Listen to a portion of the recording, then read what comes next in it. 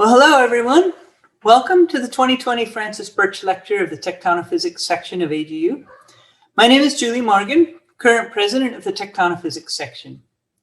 As is tradition, before we introduce our Birch lecturer, Christie Rowe, we'll take a few minutes to congratulate our Tectonophysics honorees and award winners, both at the union and the section levels. But first, I'd like to make a brief announcement. We're pleased to announce the newly elected officers of the Tectonophysics section. These are Dan Faulkner, who was elected president-elect, and Donna Shillington, who was elected secretary. Welcome aboard, Dan and Donna.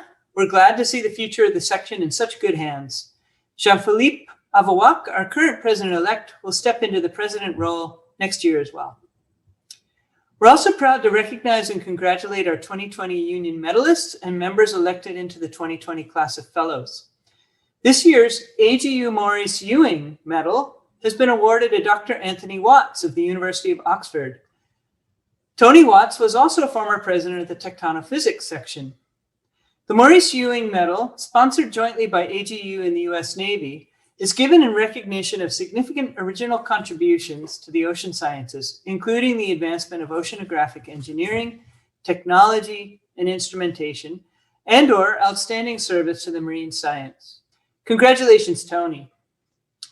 3 Tectonophysics members were also elected to the 2020 class of fellows.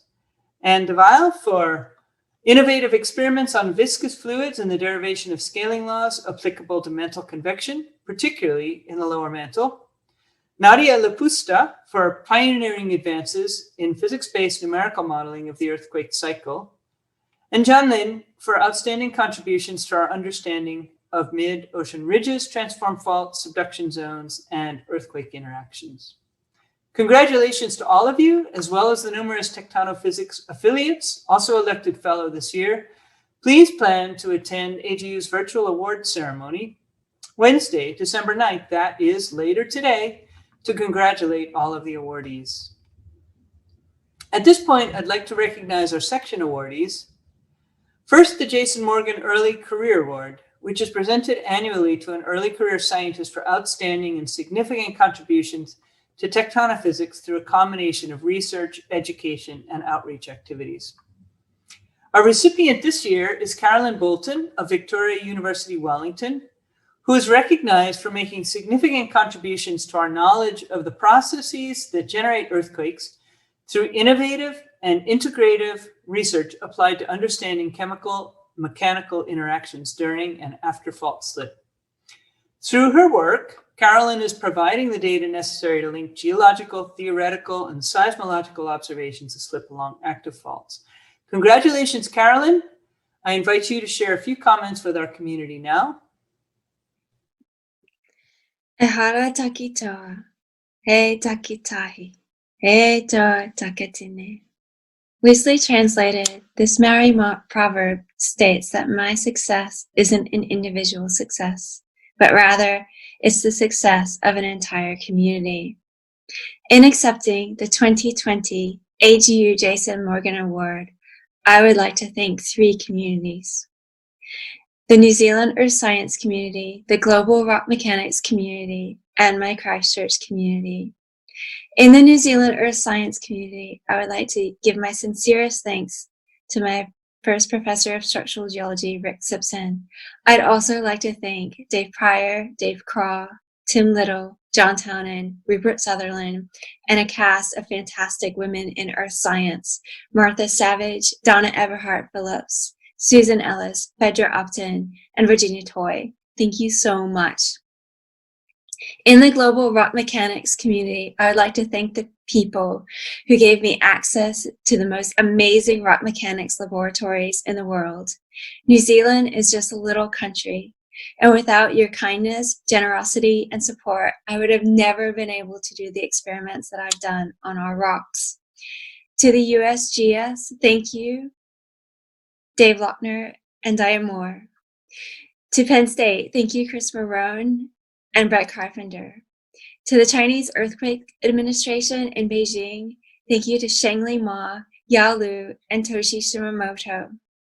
To the University of Liverpool, thank you, Dan Faulkner. And last but not least, to Utrecht University, thank you, Chris Spires and Andre Niemeyer. To my Christchurch community, including my family, during the Christchurch earthquake sequence of 2010 and 2011, it would have been so easy to give up on my PhD.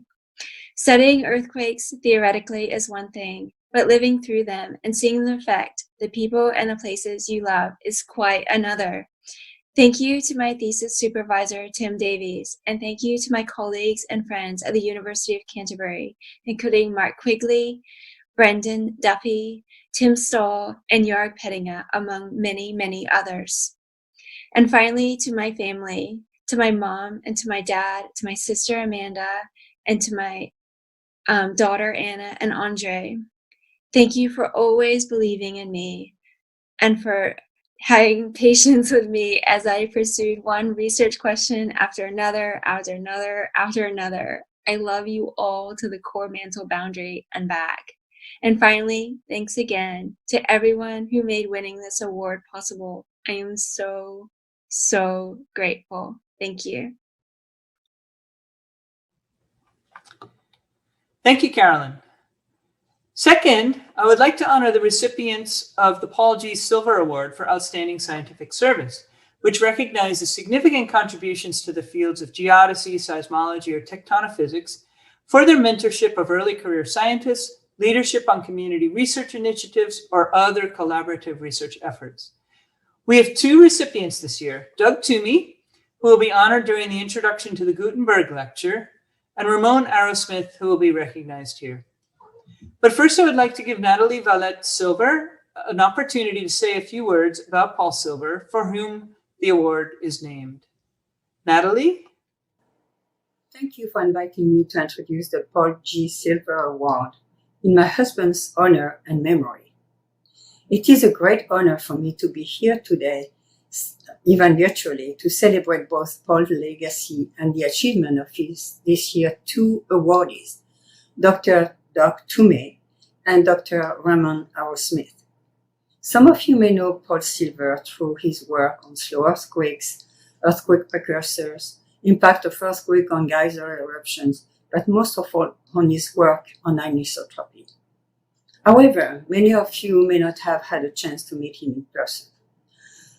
Paul was curious. He needed to know the why, how, when, where in all things. And this was a bit difficult for our two daughters when they were growing up. This curiosity was complemented by other character traits: creativity, enthusiasm, and selfishness. He was a hardworking and dedicated scientist, and most of all, a fun person, never boring. He had an infectious smile that could brighten any gray day or loosen any tense situation. His creativity stemmed most likely from his unorthodox background as an original philosophy major with a music minor who played jazz for several years before majoring later in geology at UC Berkeley and obtaining a PhD in geophysics from UCSD Scripps. As a result of this unconventional background, he was able to look at any kind of problems in many different possible ways, and in the end find solutions that were unexpected, but that would allow for advance in the resolution of the problem. He loved working across many science disciplines, including mineral physics, hydrology, geodesy, but most of all, he loved working with young scientists. And from what I was told, he was a great mentor. He loved sharing his enthusiasm and love of science, discussing and vigorously debating his ideas with all his collaborators, using the critics to refine or correct his ideas. He was unpretentious and perseverant and was not stopped by any setbacks, but worked harder to go forward. This was true not only in his professional life, but also in his private life, as a school PTA's president or president of our local citizens association. A native of California, he knew the devastating impact of earthquakes and the need to better know the processes that led to earthquake if we want one day to be able to predict them. That is what guided him in the conception, advocacy, and creation of the Plate Boundary Observatory, or PBO. He worked tirelessly to find the best solution for the majority of those involved and to advance the knowledge of the Earth's functioning. So today, it's a great honor to bestow the award in his name to scientists who, as we will hear from Julia Morgan and from Anne Sheehan, demonstrated the same quality of unselfish leadership and creativity in service of the whole scientific community. Thank you. Ramon Arrowsmith of Arizona State University received the Paul Silver Award in recognition of his outstanding service to the geoscience community, in particular in the development of community-based data sets and analysis software geared toward addressing community scientific challenges and providing open data access, primarily relating to topography and photogrammetry and other high-resolution imagery. Ramon is also recognized for his extensive leadership at both the university and the national level, in particular as director of the EarthScope National Office from 2011 to 2015, and his current role as deputy director of the Arizona State University School of Earth and Space Exploration. Congratulations, Ramon, and I invite you to share a few words with our community as well. Thank you for this great honor of the Paul G. Silver Award for Outstanding Scientific Service. Recognition from AGU's Geodesy, Seismology, and Tectonophysics sections adds to its heft. I'm happy that Paul's family is represented. I know that we have all benefited from Paul Silver's leadership and legacy. I was fortunate to meet him on several occasions and appreciated his wit and the spark that drove major scientific activities on which I was later able to contribute. I'm humbled to be in the same list as those who have been awarded before. This recognition reflects the efforts of many of my colleagues with whom I've served on numerous projects. I know that many of you are strongly dedicated to serving your families and the communities of your private and scientific lives. I hope this honor can lift us all as we acknowledge efforts to coordinate activity for our broader good, helping others. It's been satisfying and stimulating to help with major earth science efforts and organizations, including GeoPrisms, the Southern California Earthquake Center, EarthScope, and Open Topography. I share this recognition with collaborators and friends in those organizations. Colleagues of the National Science Foundation and U.S. Geological Survey have worked mightily to sustain support. I was inspired to serve by the example of many, including mentors Dallas Rhodes, David Pollard, and Manfred Strecker. Arizona State University's School of Earth and Space Exploration professor Jim Taberzi showed me a firm and balanced approach to leadership. My service as associate and deputy to CC directors Hodges, Elkins-Tanton, and Wadwa has given me an opportunity to learn about academic administration and help students, faculty, and staff. I want to close with a thank you to family, including my sister and her husband and their daughters. Our parents, a teacher and a mechanical designer, steadfastly supported me. In their retirement, they served as the Los Ranchos, New Mexico farmers market managers. Their dedicated and steady service made the market an institution. Thank you to my wife, Amanda, for her love and clear thinking, which keeps us going in the right direction. Thanks again to everyone. And finally, it's time to introduce our 2020 Birch Lecturer. To that end, I invite Jean-Philippe Avouac, President-elect and future President of the Tectonophysics section, to do the honors. Jean-Philippe, if you will.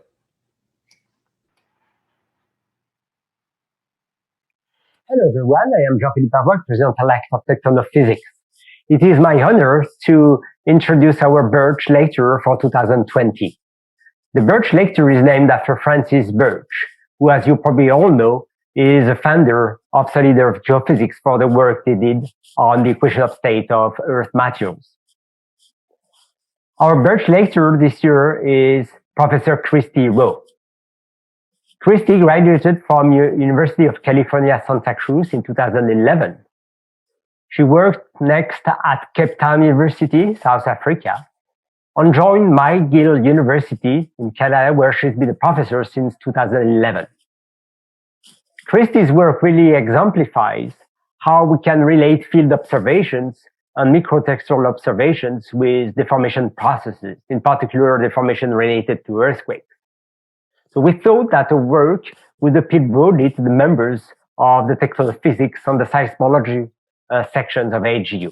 So we are very thrilled that Christie accepted to deliver the Birch Lecture this year. With no further ado, I give you Professor Christie Rowe. Hi, everyone. Thank you so much for taking time today to watch my lecture.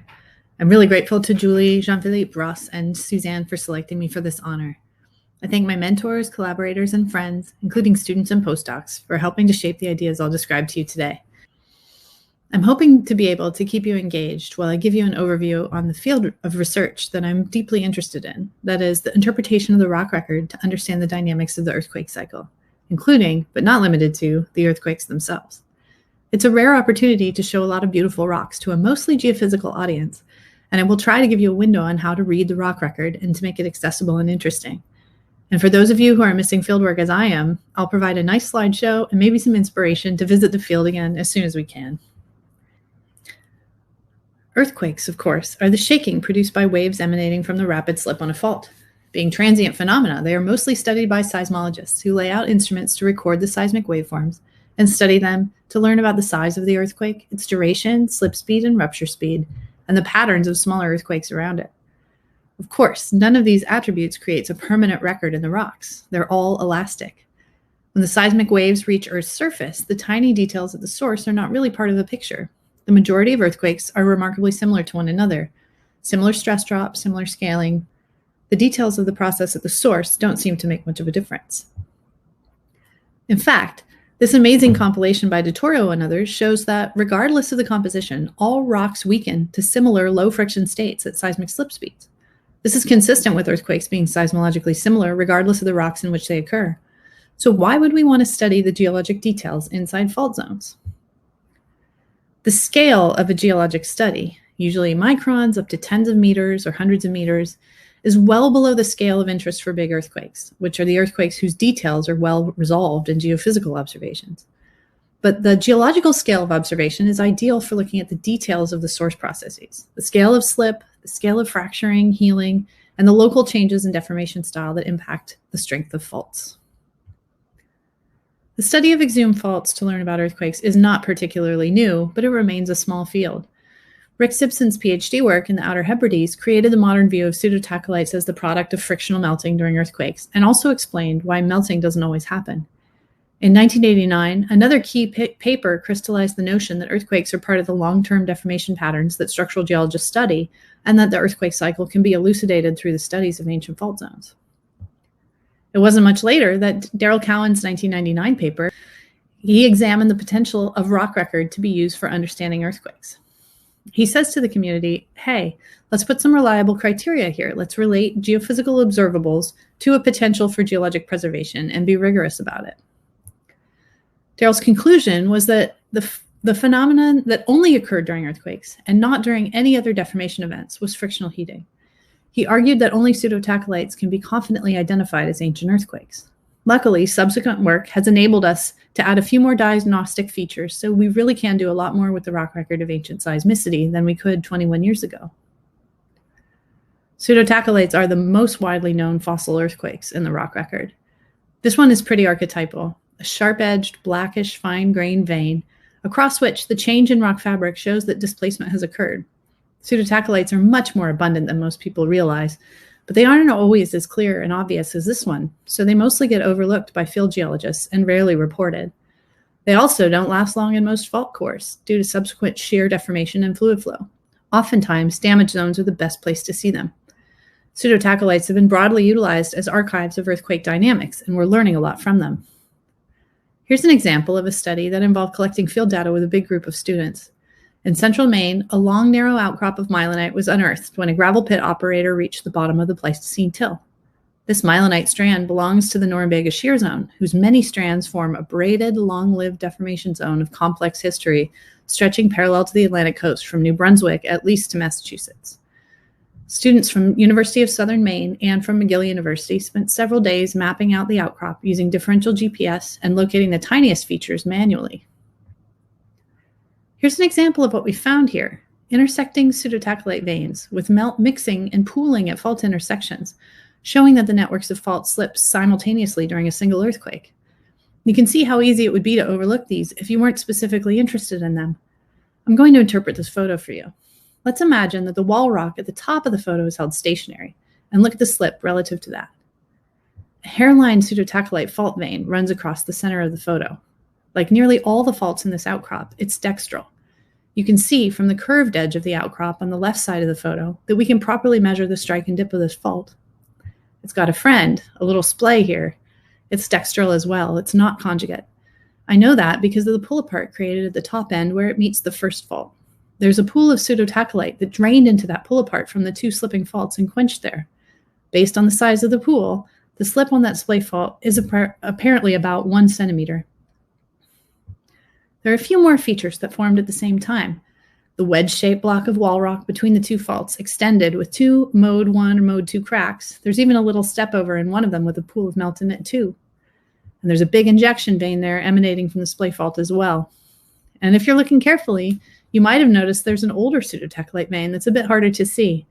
It juxtaposes a few black smudgy layers here and there that may very well be still older, ductily deformed pseudotachyllite veins. That kind of thing is common in the Norumbega. Using these types of intersection relationships, we were able to map linked networks of pseudotachyllite veins across the myelinite outcrop. The resulting map shows that each earthquake ruptured a set of long parallel faults with smaller faults linking in between or splaying out to possibly extend the rupture network outside of the outcrop, that is, outside of our field of view.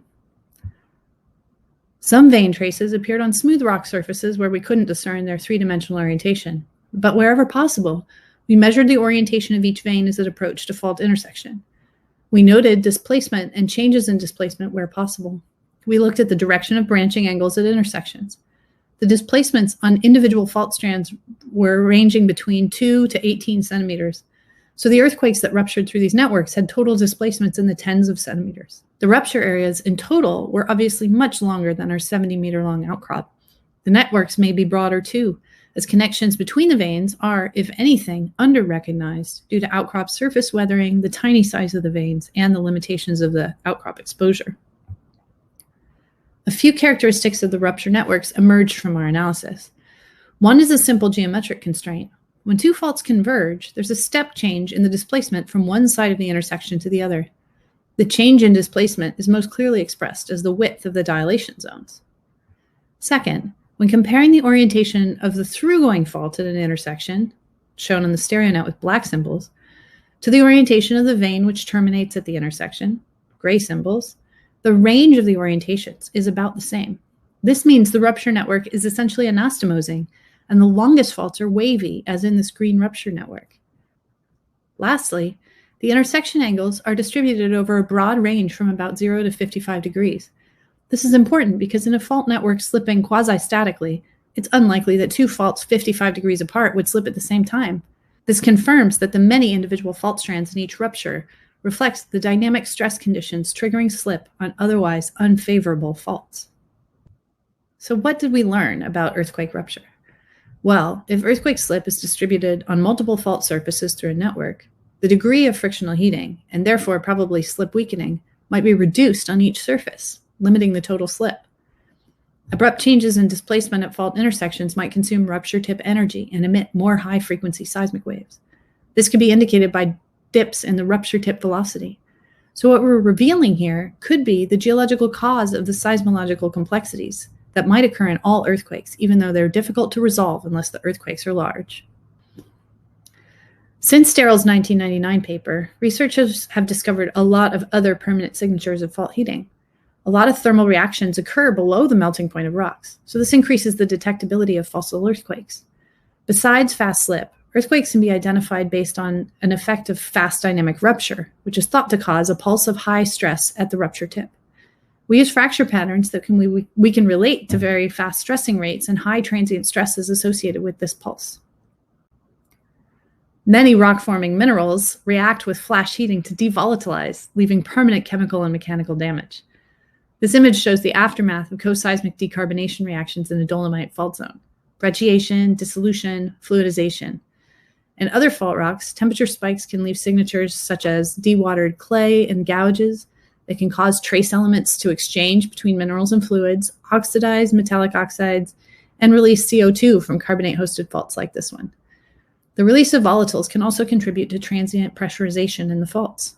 And organic biomarker molecules increase in thermal maturity on short timescales. Recent work has calibrated these reactions for a range of biomarker molecules spanning from low to high temperature. This method seems to work in a lot of diverse faults. Here's an example of the specific fracture patterns that have been associated with extreme stresses at the seismic rupture tip. This example shows a laboratory fault in homolite, a transparent plastic, that spawns closely spaced, high-angle arcuate cracks off the fault surface as the rupture tip passes. In the field, we found nearly identical fracture arrays along microbreccia fault cores in an exhumed fault. Though we didn't find pseudotachelite on this fault, we consider these fracture arrays to be the equivalent evidence of past earthquakes. This is a small-scale example of dynamic fracturing along a small fault, but it's thought that large supershear ruptures can pulverize wide swaths of wall rock around fault zones. So here's another amazing example of a shear zone which preserves a lot of both co-seismic and potentially post-seismic deformation. This is Fort Foster, Maine. This locality is known for Mark Swanson's studies of pseudotachelite vein geometries. Lately, we've been using these famous pseudotachelites not to study the earthquakes themselves, but to look for off-fault and post-slip deformation patterns. Catherine Ross and Sam Mateer have completed master's projects here, so I'll show you a few things they have found. The pseudotachelites can be hard to see, as they weather the same color as the myelinite, which is mafic in composition. This photo shows an exceptionally large injection vein emanating from a hairline-thin pseudotachelite fault.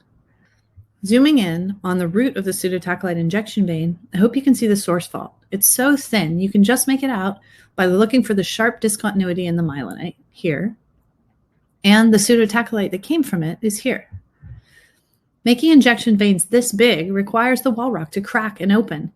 The opening direction on those cracks is approximately parallel to the slip direction on the earthquake slip surface. That had to happen co-seismically because the pseudotachelite melt quench time is of the same order as the time for slip at a point on the fault, about 1/100th of a second to 1 second. Here's another off-fault injection of pseudotachelite, but in a different geometry. The seismic fault is here. The wall rock that is above the source fault buckled and shortened when the fault slipped, creating this little box fold. The core of the box fold created a void which filled with pseudotachelite. That's only possible if the box fold formed during the quench time of the pseudotachelite, so probably significantly less than 1 second. The fold was formed by the propagation of those little kinks, which is typical fold style in layered media capable of interlayered slip. But folding is generally thought of as a slow ductile process. There are a lot of folds in the wall rock here that must have been co-seismic. Here we have a tiny fold viewed in thin section that involved faulting and buckling of the myelinite foliation. The green layers are amphibole rich, and the clear layers are quartz. The white arrows indicate a pseudotachelite vein that was caught up in the buckling layers. The pseudotachelite flowed into the void in the hinge region produced by the outer layers breaking. This means it was still fluid when the fold formed. The fold, again, had to form very quickly. All over the outcrop, we can see another shape of folds. They're intrafolial isoclinal folds in discrete layers between the pseudotachelite faults. The foliation outside of this fault pair is pretty straight, but inside it is very convoluted. The folds are cut by a number of very short faults, and in fact, they take up some of the bending of the layers around the hinge zones. Injection veins also emanate from the faults and sometimes also from the smaller faults. So some of these small-scale structures are clearly linked to slip on the big faults, but others are not. The relationship to pseudotachelite tells us that some of this near-fault deformation must be co-seismic. So Catherine mapped the earthquake rupture surfaces using the measured displacements from the field, calculated the Coulomb static stress change that would have been caused by the earthquake. She then mapped the wall rock deformation structures and compared the strain represented by those structures to the predicted static stress changes. So here's a cartoon showing how this all evolves. Prior to any given earthquake, the myelinite zone had a wavy foliation with lots of small local folds, which don't have any faults in the hinges. These are ductile folds in the myelinite that form during the long-term creep in the shear zone. When the earthquake propagated through the myelinite zone, branching locally into subparallel fault strands, it created pseudotachelite. Locally, the pseudotachelite filled opening mode cracks in the wall rock. Catherine's analysis shows that these injections preferentially occur in spots along the fault where the static stress change due to earthquake slip would favor the opening mode cracks. So both dynamic stress conditions and the quasi-static stress change cooperate to create injection veins. Large and irregularly shaped pseudotachelite injections formed that required wall rock to deform to accommodate their size. Subsidiary faults developed. Some crossed over the wall rock between the principal fault strands. These clearly had to develop during the earthquake, as did any small kink that filled with pseudotachyte. Some faults are short and isolated, usually in small clusters of parallel faults. The offset on those faults were so tiny we could barely measure them in the field at hundreds of microns. There's no direct structural connection between these faults and the co-seismic faults, but they act to create tiny changes in the shape of the wall rock blocks. They probably slipped during or immediately after the earthquake when the rocks experienced the greatest stress magnitudes or stress changes. After the earthquake, afterslip might be accommodated by slow slip on faults, or it might be accommodated by wall rock creep in the same direction. Some of the wall rock folds have broken quartz layers and bent amphibole layers around their hinges. This suggests that the folds formed slowly enough for some of the minerals to deform ductilely, but fast enough that the quartz could not keep up and was fractured. So what does all this tiny structural mapping actually tell us about earthquakes? Well, for one, some amount of the total displacement during the earthquake, or the afterslip, may not be slip at all. Volumetric strain in the wall rock could be responsible for the displacement, and it could be accommodated by lots of microfaults, or by folding, which is a mostly viscous process. The deformation we've shown here occurred at a temperature of about 400 degrees C, which corresponds to the brittle viscous transition in these rocks and would be equivalent to a depth of about 13 kilometers in the San Andreas Fault. Many large earthquakes nucleate in this region near the lower limit of the seismogenic zone. So this combination of on and off fault deformation, while not resolvable geodetically, might actually be important for resetting faults after earthquakes, controlling the post-seismic adjustments in the deep fault zones, and controlling healing and locking. There are clear signatures of aseismic creep as well in the rock record. These have been understood for a long time, but recent advances have helped to refine the methods for interpreting crystalloplastic deformation fabrics. Where quartz is abundant, well-calibrated paleopiezometers can be applied to estimate shear stress during creep. Near the brittle viscous transition, single mineral strain rates are well described by power laws. This quartz myelinite from the Leech River shear zone, a hot subduction thrust active at about 550 degrees C and exposed on Vancouver Island, most likely deformed at rates similar to those predicted from quartz flow laws. But the thin selvages of mica which divide the layers, though volumetrically insignificant, might have allowed the shear zone to creep faster, or to creep at a much lower stress than what we would predict from the quartz laws alone. Zooming out, the sheet-like quartz layers are isolated between layers of mica schist, which looks dark gray in this picture because the outcrop spends much of the year underwater. Some quartz layers form boudins, implying that they were stronger than the schists during creep. In this case, the quartz flow law might significantly overestimate the strength of the shear zone rocks. A closer look at the schist matrix shows the strong shape-preferred alignments of quartz grains and vein fabrics, along with dark mineral concentrations along their edges that suggest that solution creep has been active in these rocks. The rates of rock deformation by solution creep are highly sensitive to mineralogy, the combinations of minerals, which we can observe, but also to transient conditions such as pore fluid chemistry, pore size and shape, and pore connectivity, which continually change and can vary locally during deformation. So these are attributes we can't get out of ancient exhumed faults, which limits the precision at which we can estimate the shear stress and the strain rate in shear zones during creep and healing. The more heterogeneous the rocks get, the more complicated it gets to understand the blend of mechanisms that characterize both fast and slow deformation in plate boundaries. Diving a bit deeper into subduction zones, we get into some really beautiful metamorphic rocks that have structures expressive of significant strength variability, the blue schists and eclogites. This is a blue schist facies rock from Angel Island in the Franciscan complex in California, a little wedge of chemical sediments that's nestled in between greenish pillow basalts. Blue schists are of particular interest because they correspond in depth temperature space to the plate boundary conditions in cold subduction zones near the base of the seismogenic zone or even deeper. Here's a myelinite zone formed in these low temperature blue schist facies chemical sediments. The dominant minerals here are stelpnomalane, sodic amphibole, and quartz. We think these myelinites formed at temperatures around 300 to 350 degrees C at depths of about 30 kilometers, a cold subduction zone. But since we don't have garnet, the pressure estimate is a minimum based on the presence of jadeite. These myelinites are clearly high-strain rocks, but they don't have much composition in common with continental shear zones. Epidote group minerals, sodic amphiboles, lawsonite, and sodic pyroxenes are the load-bearing minerals.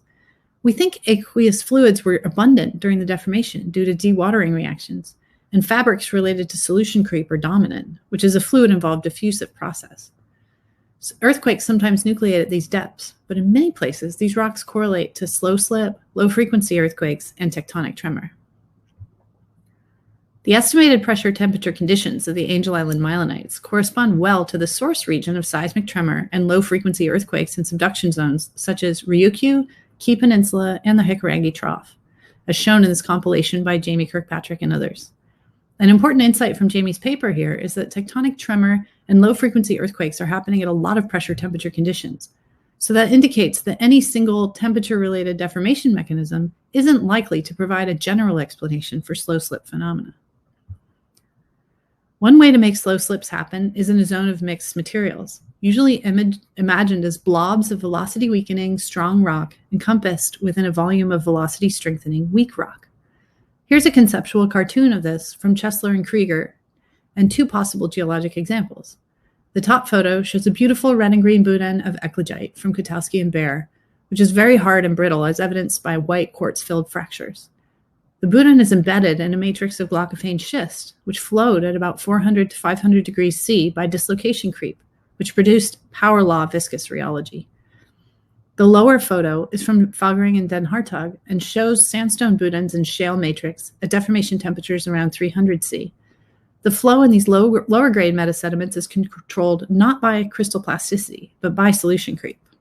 So these models based on material heterogeneity seem to reproduce the right behaviors and imply a relationship between the scale of geologic heterogeneity and the scale of fast slip patches. We know that the subduction zone melanges have a block and matrix structure that seems compatible with this. Here's an example from Ring Mountain, a big old block of mafic blue schist embedded in a sea of serpentinite. This is one of many 10-meter scale blocks in this melange, but at least at this site, which has been described by previous researchers as a paleosubduction interface, they don't get bigger than about 10 to 15 meters. Some melanges do contain blocks up to bigger scales, big enough to represent slip patches that would produce a detectable seismic signal. Fahlgren and Den Hartog suggested that even seamounts or similar seafloor topography might be the blocks that cause the seismic slip within a slow slip event. But what if the relationship between material heterogeneities and slip events isn't quite so literal? Here's a cross-section of the Livingstone Fault in New Zealand from Tarling and others. In their model, the blocks are fluid sources, and the increasing pore pressure is responsible for local embrittlement around the blocks. This idea decouples the exact block location and size from the slip patch, because, of course, the fluids can migrate and coalesce into larger pore pressure patches within the viscous matrix. There are other ways that blocks of contrasting rocks in a flow matrix could contribute to mixed mode behavior to produce slow slip and tremor. This is Noah Phillips's map of the Mugi melange. Noah mapped these metabasalt blocks in the melange, which contain a mineral assemblage of chlorite and albite, a pretty simple rock, really, and a very representative of the subducting oceanic crust in the seismogenic zone. The metabasalt is velocity weakening, and the surrounding shale matrix is velocity strengthening. Here's a photo of one of these blocks. The grayish green in the middle is the metabasalt, and the dark gray streaky rock surrounding it is the foliated shale matrix. Since the chlorite plus albite rock is soft and ground up, it gets drawn out along slip surfaces in the melange during matrix flow. It creates bridges of velocity weakening material from block to block. This creates a slip surface where slip could localize, accelerate, and maybe go dynamic. These bridges probably don't last very long because the shale matrix flowing around them would deform and distort them. Now, the slip patch size, that is the size of the velocity weakening patch, is then decoupled from the exact size of the blocks in the melange. It's possible by this mechanism to produce much bigger patches for slow slip, which seems like the right way to get to a situation where the whole subduction interface might have the potential to produce tremor. There are other, tinier mechanisms that might come into play to produce slip and tremor. Sam Carruthers collected a garnet-bearing blue schist with a mineral assemblage and a matrix fabric consistent with conditions of about 350 to 500 degrees C and about 1 to 1.5 GPa. This corresponds to a depth of 30 to 40 kilometers in a cold subduction zone. With Greg Hurst's group at Brown, we deformed these blue schist at temperature and confining pressure conditions equivalent to where the rock actually exists in the earth. The natural fabrics play a big role in controlling the deformation that occurred. This image is of a tiny 6 millimeter long core sample of the garnet blue schist, which has been shortened in the horizontal direction of the photo at a temperature of 450 C. The core was cut so that the foliation in the rock is at 45 degrees to the axial stress direction. There are two main features that formed during the experiment that I want to show you. A kink band at the high angle to the foliation, shown in red, and a tiny fault and damage zone, shown in blue. Now we'll zoom in on those, red one first. So here's the kink band that formed in an orientation at a very high angle to the natural foliation. The clear minerals with high relief are zoisite, and the blue low relief crystals are glaucophane. This kink band is formed by the high density array of tiny fractures that cut the zoisite crystals. Strangely, the fractures do not seem to cut across the glaucophane crystals, which apparently bent through the kink without much protest. This little kink contributed a millimeter or so of shortening to the sample through a mixture of fracturing in the brittle grains and apparently flow in the plastic ones. And here's the localized shear band that formed parallel to the natural foliation. And in this kink band, the brittlest minerals were fractured as well. These garnets just exploded into tiny dust, and then distributed shear in the shear band stretched out their fragments into these beautiful tails. The tails look brown in this plain light image, but they are just garnet, with particles so fine that you can't see them, as shown by this backscattered electron image. What was unique about these experiments was that even though there were audible acoustic emissions, there was no stress drop at all during the experiment. So all this fracturing went on without ever linking up together. This top plot shows the differential stress during the experiment, and the middle and lower plots show the acoustic emissions. Even with the formation of through-going shear fractures and kinks and some very loud fracturing events inside the sample, the smooth shear stress curve in the top plot shows that the viscous processes dominated the macroscopic deformation, and the brittle deformation was isolated to these small features. These experimental samples are tiny, and the garnets and the blue schists certainly don't scale up to the 100 or 1,000 meter slip patches equivalent to, say, a Cascadia-style tremor and slip event. But the chaining together of many garnets, triggered by localized viscous slipping zone cutting through them, could produce a lot of noise. And the stringing out of the garnet dust into tails in the adjacent shear band, which look black here in this cross-polarized light photomicrograph, show that the macroscopic displacement is linked to, but not exactly correlated to, the sites of fracturing. Maybe this relationship is analogous to deep tremor and slip. So it's clear that there are myriad ways that brittle and ductile rocks could deform together, both within the seismogenic zone and deeper down in the interesting regions of slow earthquakes, silent slip, and tremor. Those phenomena probably reflect a host of different deformation mechanisms in different settings. Some of these deformation mechanisms are well described by existing theory and rheological laws, and others are not. Until we isolate the exact processes responsible for these deformation transients, we won't be in a good position to relate them to the questions of broader interest, such as how deep slow slip contributes to loading locked seismogenic zones. So although I'm enjoying showing you some of my loveliest rocks, I have to say that the structures and these combinations of structures that I'm showing you are typical, they're average, they're very common if you get the right rocks from the right tectonic setting and conditions. When I first heard about tremor and slip, I thought, oh wow, the evidence for this kind of behavior has been known for a long time, because structural geologists have been looking at zones of mixed brittle and ductile structures for a long time. So there we are, and the present challenge is to be able to link these observations in exhumed rocks to active settings, to quantify things, to develop mechanistic understandings of phenomena that could be built into predictive models. But we haven't leveraged the powers of geological observation as far as they can go. We have this incredible record of fault processes, which has the potential to really reveal important insights. For example, which deformation mechanisms control slip initiation or facilitate healing and locking, and how slip jumps around in a fault zone over time. But we only have a few tools for reading the record. There's a lot of the geologic record that we can't interpret yet. So there's a lot of work to be done. There is still so much unknown that traditional field and petrographic techniques are still turning up a lot of new insights. The more fault behaviors that are observed in active plate boundaries, the more motivated we should be as geologists to go to the field and try to understand what we're seeing. And then, this is an important thing to point out, in addition to the few attributes of fault rocks that we can interpret, that we know how they formed, there are all kinds of features and complexities that we cannot yet understand. Here's an example of a quartz mirror surface on the Corona Heights Fault in San Francisco. The coating of clear iridescent opal and silica is 1 millimeter or 2 thick all over this grooved fault surface. The shallow fault cuts radiolarian cherts, which are 99% quartz. There's no hydrothermal veins nearby, and it's as close as possible to a simple fault that could be replicated in the lab. There's one mineral involved, Stress is low, no pore pressure. Many workers have argued that fault mirrors form during seismic slip, although the mechanism needs to be assessed independently for every rock type and setting. Using transmission electron microscopy, you can see that the mirror surface is made of tiny, tiny blobs of quartz, which contain inside them even tinier little rounded blobs of quartz and a few other oxide minerals. The crystals are free of strain and damage. We replicated this very simple case in a lab, shearing chert at a range of velocities, and made a thin coating of particulate amorphous silica with quartz chips in it that effectively lubricated the shearing surface. The same coating formed at slower and faster slip rates, although a thicker coating formed at faster slip rates for the same amount of slip. Dramatic slip weakening occurred in these experiments, so we know that this amorphous nanopowder is very weak at fast slip rates. The similarity in form and size of the particles in our lab-made wear material to the tiny quartz crystals making up the mirror surface of the Corona Heights fault convinced us that we had replicated the natural material. Amorphous silica is metastable, and these particles had high internal strain.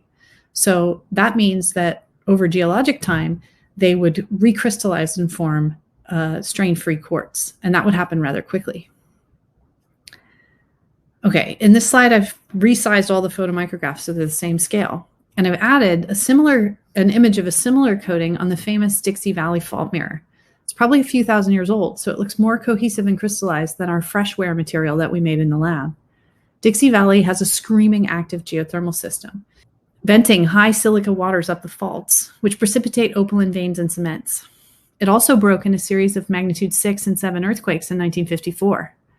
As of right now, I don't know how to tell in Dixie Valley whether the mirror coating formed due to the hydrothermal precipitation, or totally due to earthquake slip, or maybe the hydrothermal silica gels helped to lubricate the fault and promoted earthquake slip. So every type of fault mirror has to be independently understood in terms of the mineral behaviors and how it forms. There's a lot of recent progress, but still a lot more to learn. Another phenomenon we don't understand very well is delocalization. We know that when slip accelerates, that localization is favored in velocity weakening materials. There are a lot of faults that have very thick layers of granular material that seem coherent. That is, they look like the thick layer sheared together in one event. This is the Nalcliff Thrust in central Namibia. The big orange layers you see are dolomite cataclysite and 2 or 3 anastomosing fault strands, which envelop layers of gray limestone wall rock.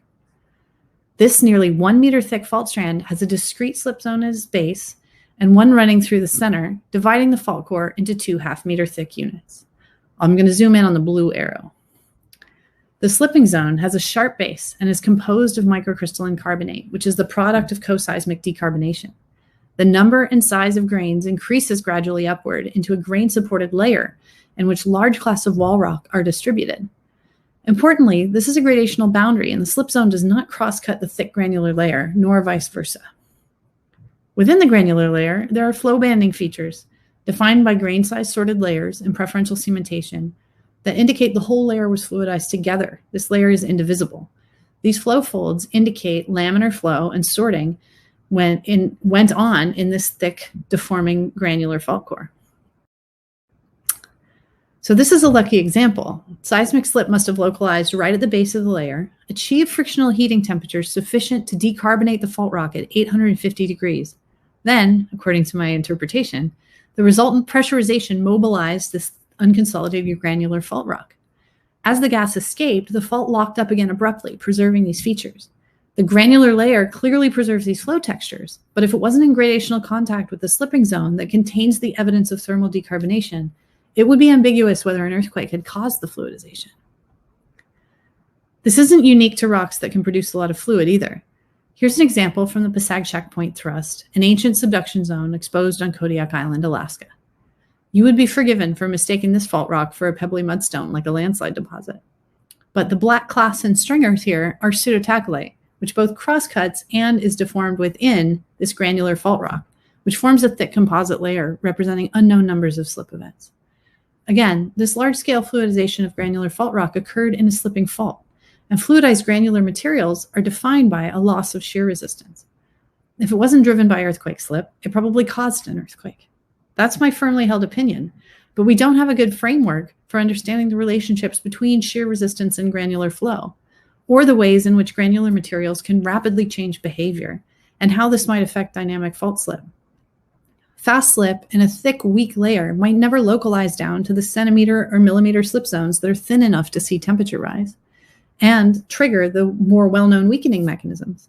But fluidization could be a fault weakening mechanism that doesn't rely on temperature change. Rocks like these previously fluidized layers in the Nalcliff Thrust and the Passagshak Point Thrust don't really have a name to distinguish them from other fault gouges or cataclasites. In fact, we're desperately short on terminology for rocks from brittle faults. This is Rick Simpson's proposed classification from 1977. It's basically still in use, with the addition of foliated cataclasites by Chester et al. In 1985. It's a good first pass, but it doesn't name or include a lot of fault rock attributes that are really useful in understanding what deformation processes might have been active in a fault. It relies on cohesion, which in granular fault rocks can be totally independent of slip. For example, fault rocks can increase or decrease cohesion by later cementation or weathering. Randy Williams and I are developing a more rigorous way of naming fault rocks in hopes that a more detailed and focused descriptive framework will really open the door to understanding what these fabrics say about fault rock deformation and ultimately strength and healing mechanisms. So one of the big issues is that we don't have a way to distinguish between different types of foliation. Here are 3 thin sections belonging to Carly Studnicki from shallow cores through the active main strand of the San Andreas Fault near the Elizabeth Tunnel, which brings water through the fault zone into Los Angeles. This segment ruptured to the surface in 1857, and this observed surface displacement was about 4 meters. Each image is 27 millimeters across, a standard thin section. The mineral components of these fault rocks are similar to one another, and the grain size ranges are similar. Big difference between them is the diversity of fabrics. In the left image, the particles are rounded and poorly sorted with a streaky matrix, which is cross-cut by sharp bands of different class size distribution and different class matrix ratios. In my opinion, this tells a story about distributed granular flow, later cross-cut by more discrete slip zones where more intense grain size reduction occurred. That sample showed a broad range of grain sizes, but the middle sample is a mixture of 2 distinct fault rocks. The clasts are locally quite uniform in size and very angular. The pattern of finer and coarser grained areas looks like a mixing of 2 different fluids. This impression is reinforced by the dark films along the borders that divide the 2 grain sizes. This pattern speaks of fluidization of 2 different fault rocks and mixing during slip.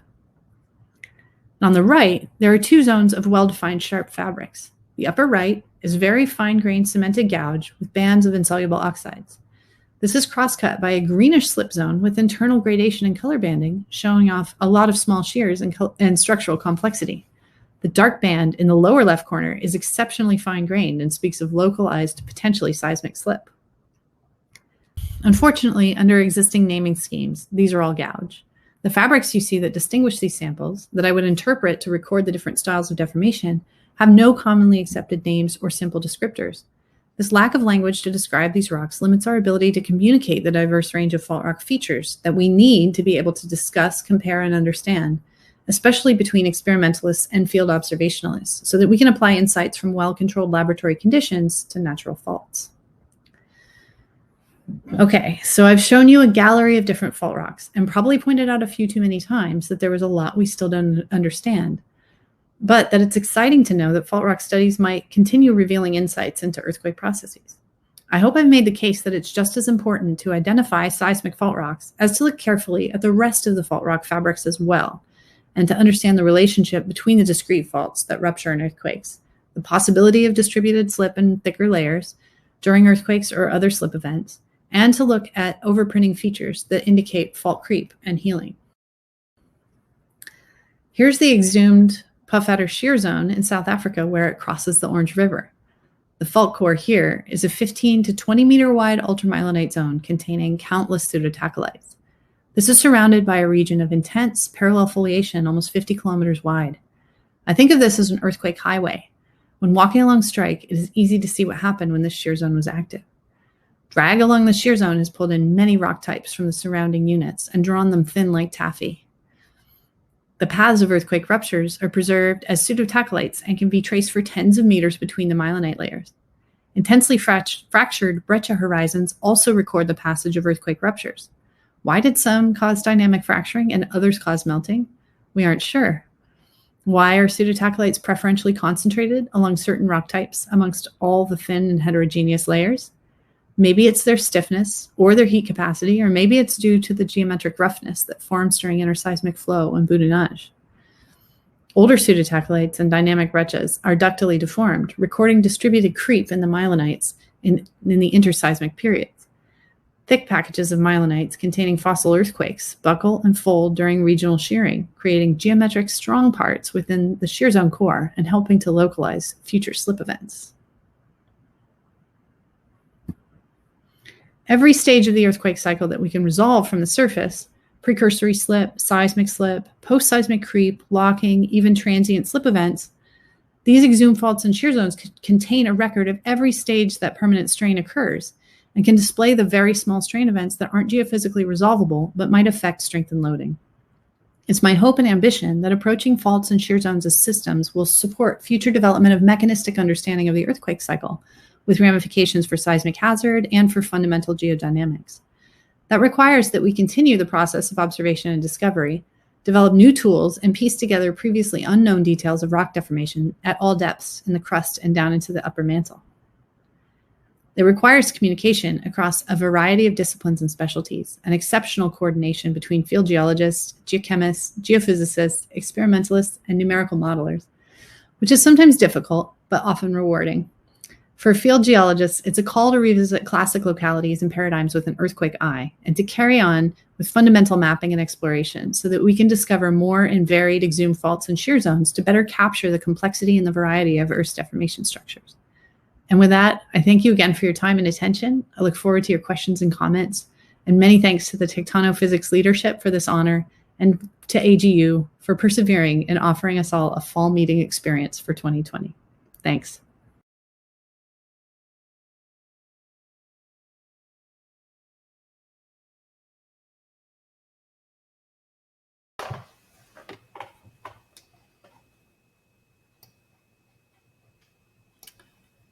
Christie, that's great.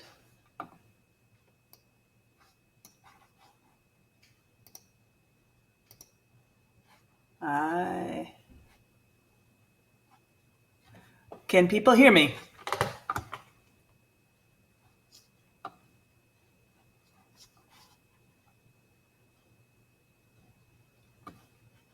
Christie, can you hear me?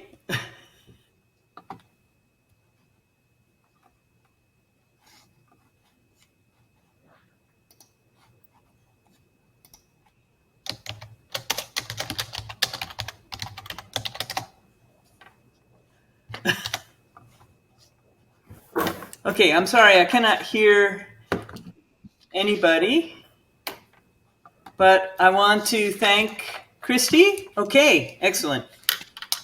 I want to thank Christie for an outstanding talk and visually stimulating and informative tour of so many extraordinary fault zones, which you clearly know in incredible detail. So you've posed a great list of questions I think that can drive research for years to come. And in particular, I love the suggestion that you revise our terminology, maybe process instead of just characteristics. So I'm inspired. I'm sure many others are as well. So now we have the chance to take questions from the audience. And I wanted to invite people to pose your questions in the question and answer box. And we will be able to read those out to Christie. And we have one in already, which I will ask from Jean-Philippe. So Jean-Philippe says, thanks for the excellent presentation. You've done a great job at showing how structural observations can provide information on deformation mechanisms and the sequence of deformation events. What are the analytical techniques that hold promise to provide quantitative information on the conditions under which deformation happened, and that can help to constrain rheology, deformation rates, temperatures, pressure, stress, etc.? Wow, all the techniques, yeah. I mean, from the type of work that I do that I'm interested in doing, I feel like there are a lot of, well, okay, I think the real frontier is maybe expanding what we know about deformation processes that happen on the grain scale or on the lattice scale or on the grain boundary scale, and then thinking about how those interact across fabric scale or across shear zone scale. So I think there's been a lot of amazing laboratory work in the last several decades that's given us a lot to go on. So now we have to figure out how a small deformation experiment really scales to the complexity of a real fault zone. And so that's the area that I'm working on, but that doesn't mean that that's more important. Like all of the fronts are advancing together and by interacting and exchanging. And I've been lucky enough to visit a lot of people's labs and see how deformation experiments are done and to think really hard about then how can I apply that in the field. And so I also really enjoy when people from other disciplines come to the field with me and we can really like work out some of those potential synergies between different fields of work. So yeah, so the answer is all the techniques.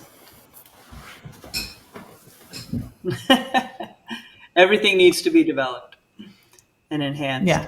Perfect. So Emily Brodsky asks a question.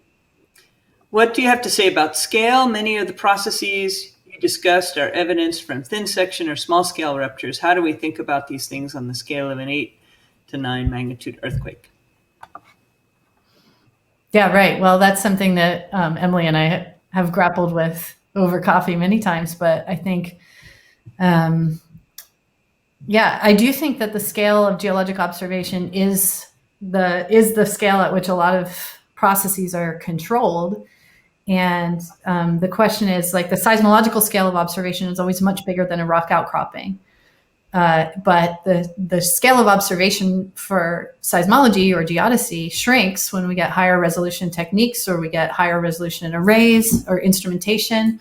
And so there's a little bit of overlap now between kind of outcrop scale and geophysical observations. So that becomes really interesting. So some of the data that I showed, for example, about splay angles within a single earthquake rupture, that's something that is fundamental to sort of, the earthquake gates kind of question about how many strands of the San Andreas might potentially rupture in a single event, or, across which fault intersections could you expect a rupture to propagate. And it's hard to answer that from the outcrops that I've studied because we see these high splay angles, but we don't really know if those splays take off. Would those actually carry on and get tens of centimeters of slip on them to be an important part of a multi-stranded earthquake? And I think a lot of the really complex earthquakes we've seen in the last 10 years or so, where people have really been able to resolve high angle faults rupturing at the same time, indicates that it is. And so, so I think obviously we have to be really careful when we're trying to project across scales. But I think the fact that we can see this on the small scale and we can also see it in recent ruptures indicates that that sort of thing is a relevant a scaling relationship to think about. And we may be looking at the actual branching at the point where we actually get these multi-stranded ruptures. So maybe I can build on that question with one of my own, because you highlight the importance of heterogeneity, and that can be inherent to the rock. It could also be something that's formed as a consequence of the faulting process. And I interpret that you suggest it could play a role in nucleating earthquakes. That you suggest it could play a role in slow slip, but it also could play a role in nucleating earthquakes. So there's a gradation there. And I wonder whether you would interpret the scale of the variations would play a big role in which of those might happen in a given fault zone. Right. Well, if I can highlight my own student's paper again, Noah Phillips kind of was looking at those metabasaltic blocks in the Mugi mélange, and his papers of this year shows that actually, as pore pressure changes, it actually changes the critical slip distance that would potentially nucleate an earthquake or favor more like a slow slip. So I think the combination of these geologically persistent characteristics with these geologically transient characteristics like pore pressure is what produces the rock properties at any given moment. And so it's not always possible to reconstruct exactly what was happening in a fault or a shear zone during a deformation event. And if we see things that are cyclic on short timescales, or even seismic cycle timescales of hundreds or thousands of years, if the rock properties are changing on that timescale, then it's clearly not a geologic like a persistent lithologic heterogeneity that's driving it, there has to be some kind of interplay between the geologic heterogeneity, which we know is there. Like one thing we do know about faults and shear zones is we don't have geologic homogeneity ever. That's not a thing. It's never been observed. It's never been documented.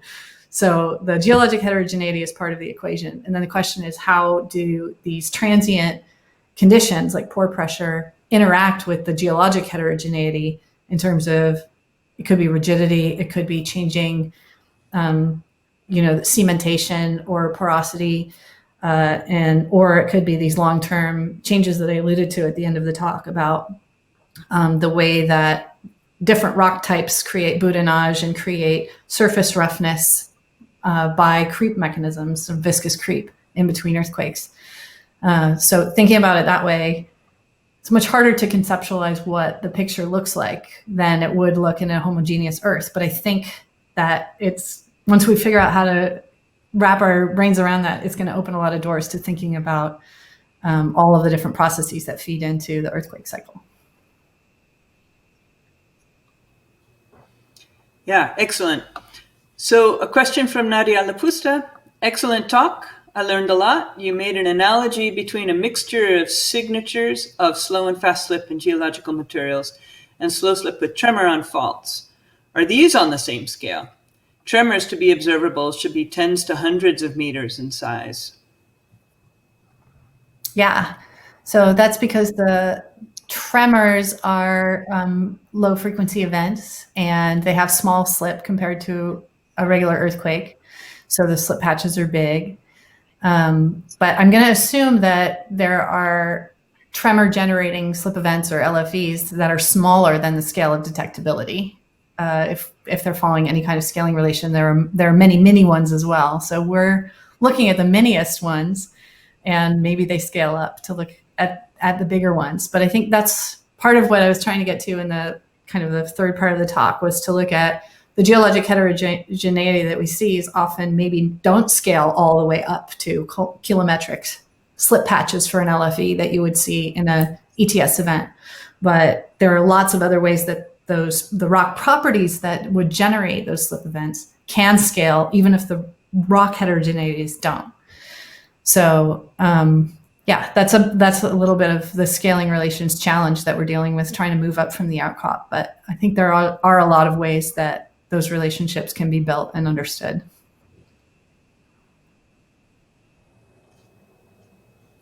So continuing on the lines of these slow slip events, Jean-Philippe asks, a number of observations point to slow slip events happening under low effective normal stresses, particular sensitivity of slow slip and tremors to earth tides.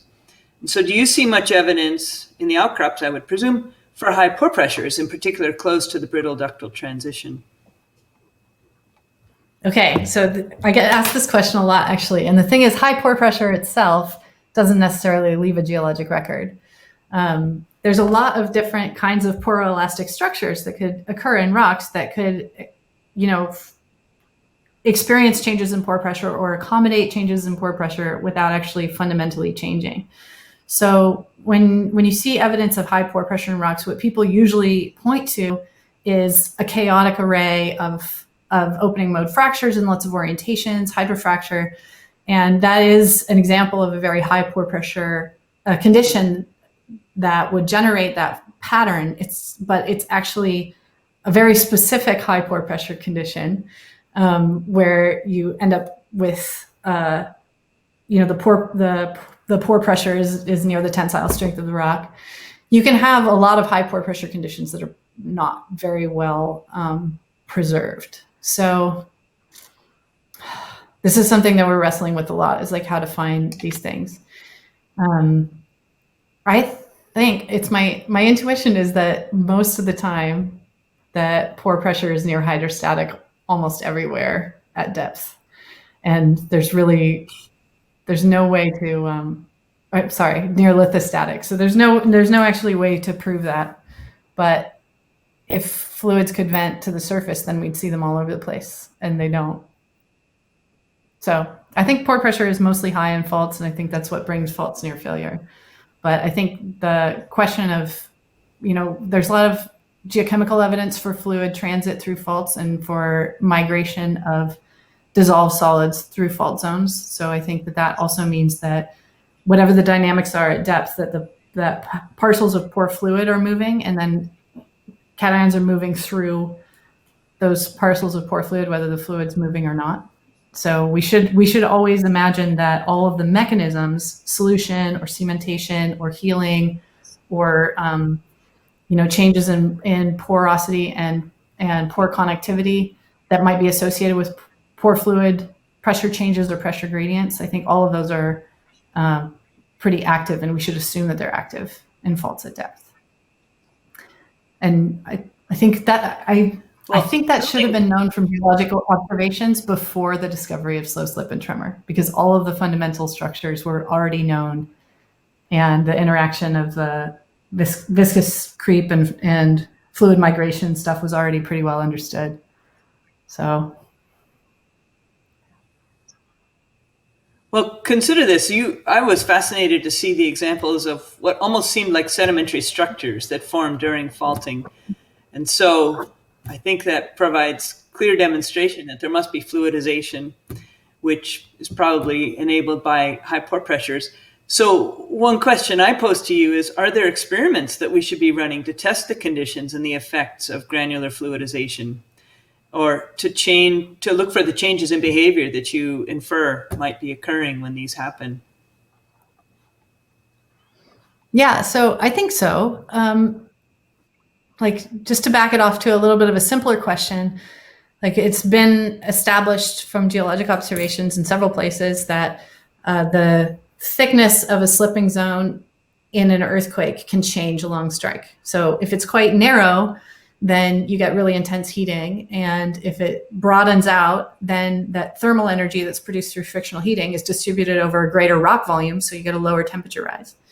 And so I know of a few places where this has been very carefully documented.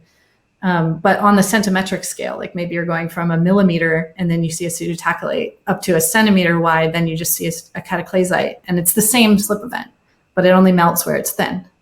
And so there's really nothing to limit the thickness over which that expansion could take place that I can think of. As if you have a thick layer of granular material, and an earthquake sort of propagates into that, then a lot of that material could be mobilized. And it doesn't actually require the high pore fluid pressure. You can mobilize it just by shearing it. The grains will lose contact and it will lose strength. So it's like a self-weakening mechanism if it's accelerated. And so most people study faults in hard rocks where you've got a nice discrete fault zone, but a lot of faults cut through stuff that isn't hard rocks. So this is interesting from the point of view of thinking about how the rigidity around the fault zone is going to change along strike. And there have been places where there's big earthquakes where there's the rupture velocity is decreased, or the spectra of emitted seismic waves changes, and it might be caused by some kind of change in rock properties along the fault. This is one of the ways that could potentially happen. It's also interesting from the point of view of thinking about if an earthquake nucleates at depth in a hard, rigid rock, but it propagates toward the surface into unconsolidated materials, the pattern of surface rupture or the pattern of damage that we see at the surface might be influenced by the same process. So I think in terms of kind of trying to translate our observations along strike to think about bigger fault surfaces, or to the surface to think about implications for hazard, I think it's a really important thing to think about delocalization in faults.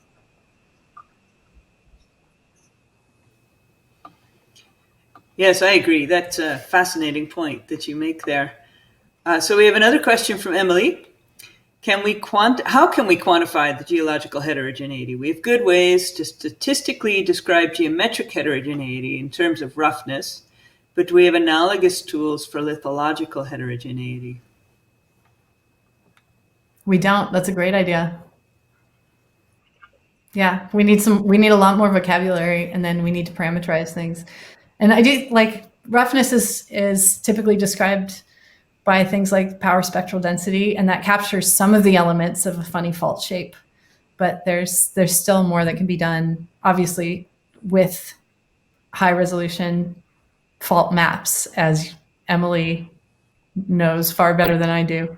But there are a lot of attributes of fault surfaces where it would be really interesting to know which ones are the important ones to parameterize and how can they be abstracted so that we can work with them in a generalized way. And I don't think that that's really been the ductile shear zone studies where you really start to describe things like this oftentimes don't step into the idea of thinking about how that impacts earthquake slip. So there's a lot of room for crossover there. Is that something that the revised terminology would help with, because it would allow discrete characteristics to be retained in the description, in which case maybe you have to bring in grain size as well and the number of different class that you might have in there, different lithologies. Yeah. Like the revised terminology that I'm working on with Randy Williams and is quite challenging because there are things that are easy to count and measure, and there are things that matter for really recording the style of slip that a rock has experienced or been modified by, and those two types of data are not always the same. So some of the things that I think are the most important are really hard to measure or require specialized tools or require kind of subjective decisions that are hard to be reproducible between different geoscientists making the observations. So our objective is to come up with a terminology that is easy to use in the field, has extensions that can be applied in thin section scale, or if you have an SEM, then you can build onto it with more precision, but also that focuses on the rock attributes, which are currently, for what we understand about deformation mechanisms, the most interpretable characteristics of a rock. So yeah, stay tuned. I'm sure I'll have that out by New Year's, so just kidding. Then it needs to be broadly accepted and included in all of the literature. Yeah, thank you for this marketing platform.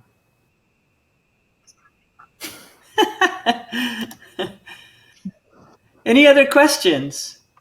In the meantime, while people are writing questions, I don't know if you've seen the chat, but there were a number of people who commented on how you've made us all miss the field and we all want to go back out on these wonderful field trips. And I think you've given an excellent talk. We were meant to run highlights of the Franciscan field trip for a second time, but I'll catch up with you guys next time we're in San Francisco. It would be a perfect place to take us out to see some of these complex structures. Yeah. So we have another question. You mentioned pseudotachyllite filling voids next to faults. Do you find any other minerals filling those voids? Oh yeah, for sure. Some of them have even fooled me into thinking they were pseudotachyllite, like tourmaline. But yeah, we find a lot of infills. And so that's things like the most common ones are probably quartz, calcite, epidote, things that are commonly hydrothermally transported minerals in the crust. So those carry a lot of information as well, but we don't, if you find something that's cemented, it's not always clear if that happened immediately after the earthquake. It could be associated with fluid depressurization produced by fracturing during the earthquake. So in which case it could be essentially a co-seismic cementation, but it could also infill voids much later. So yeah, so it leaves a little bit more room for interpretation around, you know, the origins of that crack filling material than the pseudotachyllite does. So how would you be able to determine the time at which these infills occurred? Well, you can't. Usually you can't.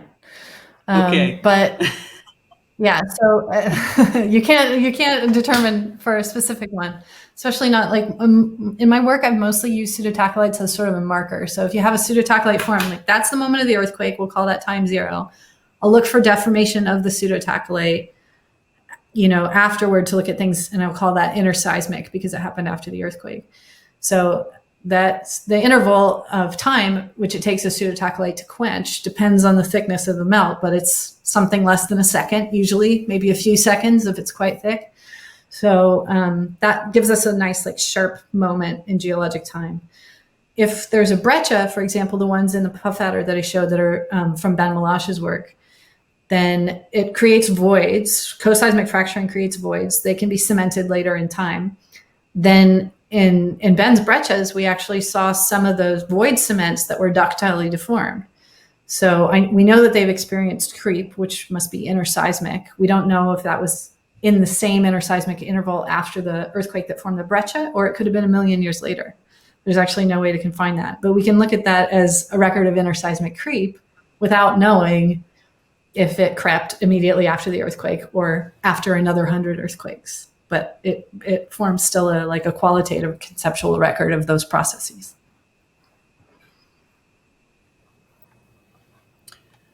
Okay, so another question about pseudotachylites.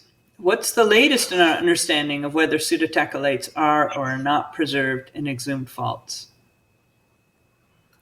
They are definitely preserved in exhumed faults, but most of them are not preserved. Yeah. We found the more we look for pseudotachylites, the more we find little bits of them ground up in gouge or little kind of, let's see. Well, a pseudotachylite that's been degraded by hydration or chemical alteration is still quite fine-grained. It's usually replaced by hydrous minerals like chlorite or clay minerals or epidote or tourmaline. So like the more deformation that you have after an earthquake, the less likely you're going to find that hairline crack that the earthquake slipped across. So the odds of preservation of any given pseudotachylite are very small, but there's just been so many formed through geologic time that some of them survive. Sort of like T-Rex. We don't have very many complete T-Rexes, but we do believe that there were many complete T-Rexes in the Maastrichtian. So I guess I'd put pseudotachylites in that category. So the T-Rex of fault rocks. Yeah, they're a bit of a T-Rex. So another I think question. I'm going to make a T-shirt. Another question. Do you see slow slip events that you think are due to viscous deformation, for example, pressure solution creep, or do you think that they're primarily frictional in origin? So I think, I feel like I'm going out a little bit on a limb here, but I think that there are many different deformation events that look the same from the surface, that look like slow earthquakes or look like creep, slow slip events. So I think from the surface or geodetically, we can't tell them apart. But that could be slip on a discrete surface. It could be something quite localized in a viscous creep in a narrow zone around the fault, like I showed in the Fort Foster case.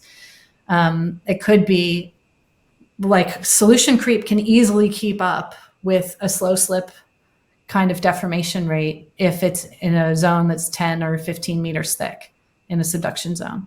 So all of those things are indistinguishable from the surface. And any one of them could trigger like small LFE patches inside that would look like an ETS combination.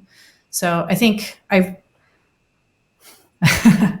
is easy to use, not easy, but it is commonly used to have a completely frictional description of a slow slip and fast slip combinations. And but that doesn't mean it's the only way that it can be produced in nature. So I think it's worth looking at the range of mechanisms that could produce it. And in my mind, that question is still open. And I think probably the answer, and I think this is in Kirkpatrick and others' review that'll come out in the next couple of months, I think you'll see that there's pretty good evidence that all of those processes take place. So if that's what we're seeing from the surface, then slow slip is not one process at all.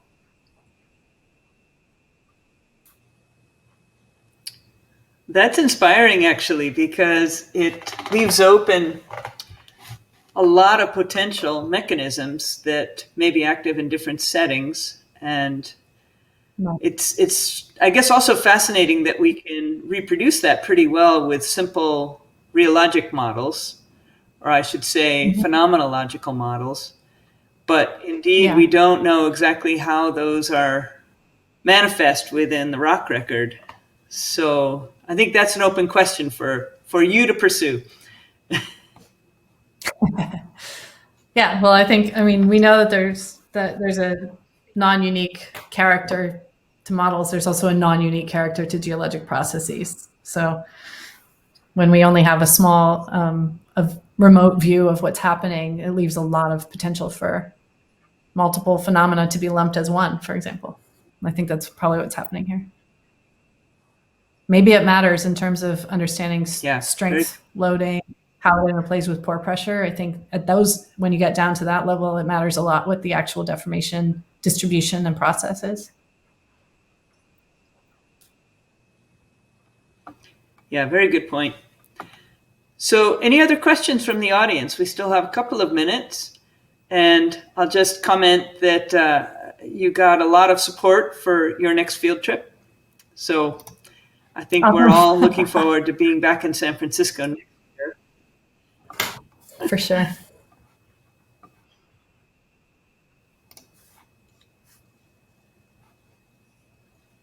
Or any closing words you would like to share with the audience while you have their attention? No, I'm amazed that people showed up for this, and thank you for coming. It's nice to see some of the names scroll by and see that, I used pictures of a lot of people in my talk who are here, so that's fun.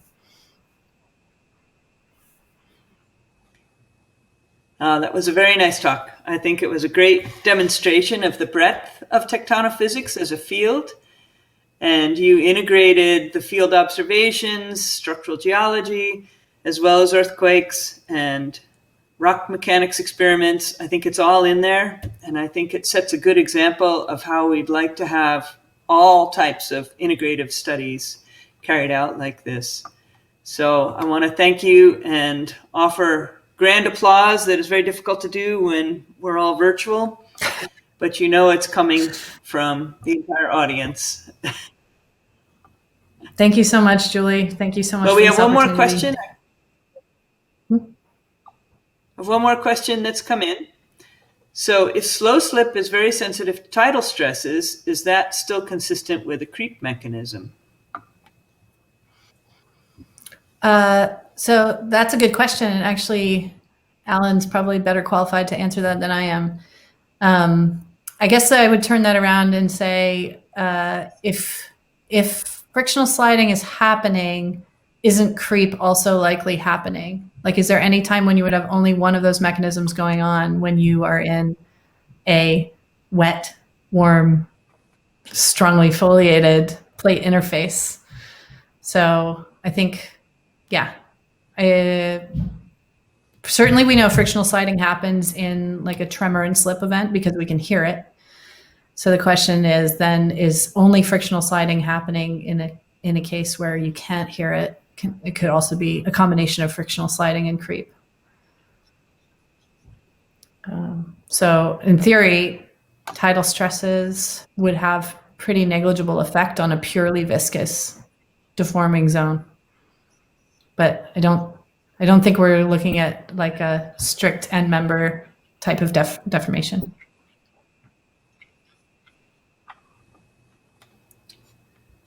Great. Well, that's a nice set of questions we've received, and I think you've opened up a lot more interesting topics to pursue. So I want to thank you again, and it looks like we're coming up towards the end of this. I don't know exactly. Congratulations. Very nice talk. Thank you very much. Thank you, everybody who came. It's really nice to see you. And thank you, everyone,